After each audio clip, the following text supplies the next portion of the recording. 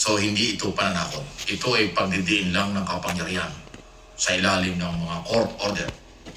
Higit sa lahat, ito rin ay papakita na kontrolado ng pamahalaan ng PNP ang sitwasyon.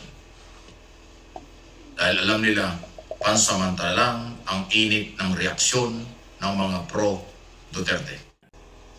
So, ibig sabihin, sa kabila po ng mainit na reaksyon ng taong bayan, lalo na ng mga supporters ng mga Duterte tungkol sa pagkakahuli at pagkakakulong ni Duterte, hindi yan kinababahala ng PNP. So, ibig sabihin, sa kabila po ng mainit na reaksyon ng taong bayan, lalo na ng mga supporters ng mga Duterte tungkol sa pagkakahuli at pagkakakulong ni Duterte, alam naman natin na hindi lang si Duterte ang sinasangkot yan sa crime against humanity before International Criminal Court dahil Pilipino ang complainant dito. Pati si Senador Bato de la Rosa at yung iba pa. Pero mukhang sila po ay makakasama o isasama. Wala pa lang po na black and white na warrant of arrest. Pero ang sinasabi rito, hindi ito pananakot, kaya ako ginagawa. Inire-relay ko lang sa inyo at binabalita ko lang sa inyo, gagawin ng PNP muli. At hindi naman po yan talaga maiwasan.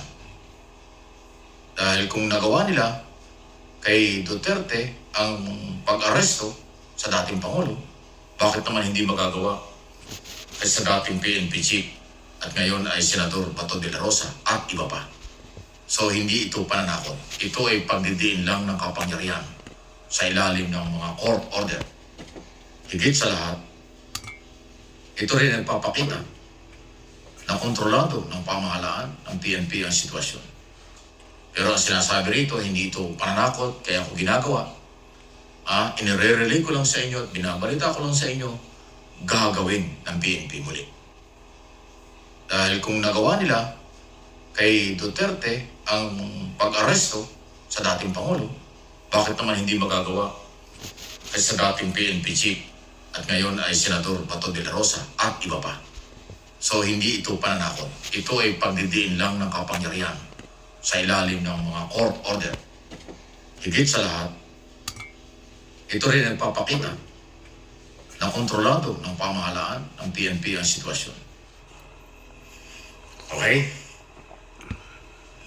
Kaya binabanggit ko po ito dahil sa maraming mga bagay-bagay na mga nangangailangan po ng mga paliwanag.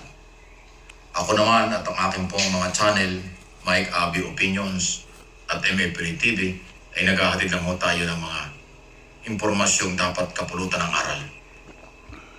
Wala tayong kakampihan dito kung hindi nakapokus sa kung ano ang ginagawa na naaayon sa mga obligasyon at sinumpang tungkulin. Ang pagpapatupad ng batas ay naaayon sa kanilang mga tungkulin. Okay? So, ibig sabihin, sa kabila po ng mainit na reaksyon ng taong bayan, lalo na ng mga supporters ng mga Duterte tungkol sa pagkakahuli at pagkakakulong ni Duterte, hindi yan kinababahala ng PNP. Ito rin ang papakita na kontrolado ng pamahalaan ng PNP ang sitwasyon. Dahil alam nila, pansamantala lang ang init ng reaksyon ng mga pro-Duterte.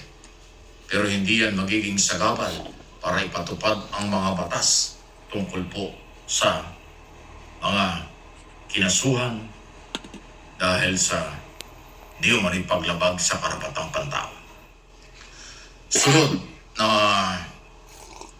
issue ay itong ating mga gunita ay hindi naman lumalala.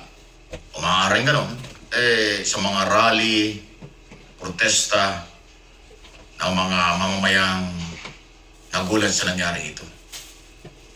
Pero lumalabas, punong-puno po ng mga sisihan, panlalait, panunumbat. Ayoko na iparinig sa inyo dahil minsan ho ang mga lingwaheng ginagamit nila hindi na ho pang public. May mga nagmumura, may mga nanlalait, may nangbabastos, may nanghusga, sa ating Pangulo at sa ating administrasyon after nilang sumunod sa mga batas ng pag-aresto kay Duterte. Yung mga speaker, mga nagsasalita sa mga rally, simbolo ng galit na parang may pagkasedisyon, may pagkarebelyon ang mga dating ng paliwanag. Pero yan lahat ng yan ay under monitoring ng ating pamahalaan. Okay? Hindi naman po yan nawabaliwala. Dahil kasi ang mga otoridad sumunod sa warrant of arrest. Kaya yung mga maaaring tinatamaan ng warrant of arrest na lalabag sa batas, yan ay may kaakibat din na posibleng pananagutan.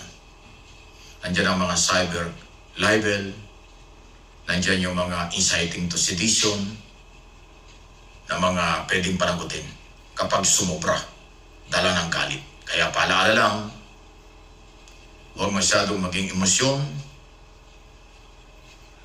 para lang makakuha ang simpati ng tao, lalo ng mga politiko, sa kanyang batikos sa mga kinaukulan. Ang lahat ng mga nangyayari na pagsubok, mga personal na issue, pambayang usapin, political issue, yan po'y talagang lumalabas, biglang dumarating. Pero kung wala ka namang naging kasalanan o wala naman kayong sa tingin nyo ay maaaring pananagutan sa inyong mga ginawa sa nakalipas na panahon, hindi nyo magiging problema yun. Pero kung mayroong abuso or pang-aabuso, aba, huwag na kayong magtaka. Darating talaga yung pananagutan. Kaya ako personal po akong umaapilar na rin sa mga pro-Duterte o kung ano man, kasi lumalabas yung sobra yung galit nyo. Yung pagmumura, panunumbat, panghikayat, na maaaring lalabag sa batas o lumalabag sa batas, yan ay pagsisisihan na naman sa bandang huli. Ang tanong, ito bang mga nanghihikayat, maninindigan pa sila? Halimbawa, ay mayroong nanawagan na mag-aklas, people power. Ang tanong, kaya ba nilang panindigan yun? Baka pag dumating yung panahon na lumalabag na sa batas ang kanilang mga nirecruit o mga nakumbinsi sa kanilang panawagan, baka sila biglang mawawala. Baka sila yung magtatago. Baka sila yung iiwas. O sino nga iipig? Yung sibilyan. Paalala lang po yan. Pag sinabi at nagdulot ng kasamaan na lalabag sa batas, meron ng accountability. Kaya kung tinatapik po ito, hindi naman nakikialam, gusto ko lang po na maging halimbawa ito, makapulot kayo ng mga aral na ang lahat ng bagay may limitasyon.